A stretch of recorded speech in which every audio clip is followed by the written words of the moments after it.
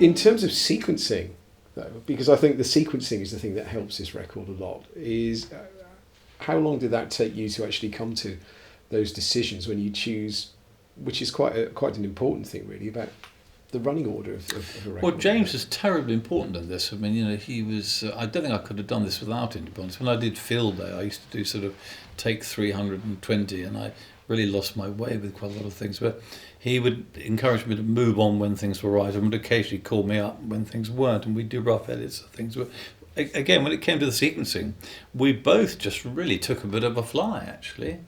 I think I honestly think that maybe with the odd change, we literally ended up with the first sort of brainstorm. Let's try this first. Let's try that. Let's put that at the end. Let's put that at the beginning. Then you look at the end of, well, this is the other point, because although it was possibly going to make a single CD, we didn't feel that there were any real passengers, so we thought it was probably all the tracks were going to make it. If they were all going to make it, it was slightly over, and it was a tough listen the whole way through. You can't expect someone to listen to 80 minutes of music. So we looked at it very much as like a side one and a side two, even though each side was more like, not that much over the original album, but early 40s, 45, but putting it beyond a CD. A single CD. So we were able to look at it, I think, in that way. That helped, actually. You've got where does side one start, where does side one start and end, where does side two kick off to sort of push you into it.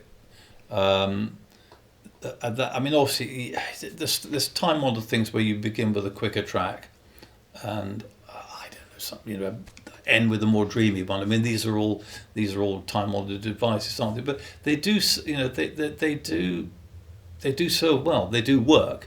It's quite nice to leave somebody with something which is dreamy and peaceful and a resolution, rather than leave them in some sort of horrible, jagged thing which is going to give them nightmares at the end. And also, if you start with something that's very soporific, you don't want them falling asleep during the first track. So in between that, it was just a question of you've got a number of issues to take into account, which is not too many with the same timbre, not too many with the same tempo. So obviously there was a certain amount but we really just actually took a bit of a fly at it. Let's try that. It was almost like not quite a drawing pin, but it was a sort of, and actually I don't think we changed it. So it seemed pretty easy on this one, I must say.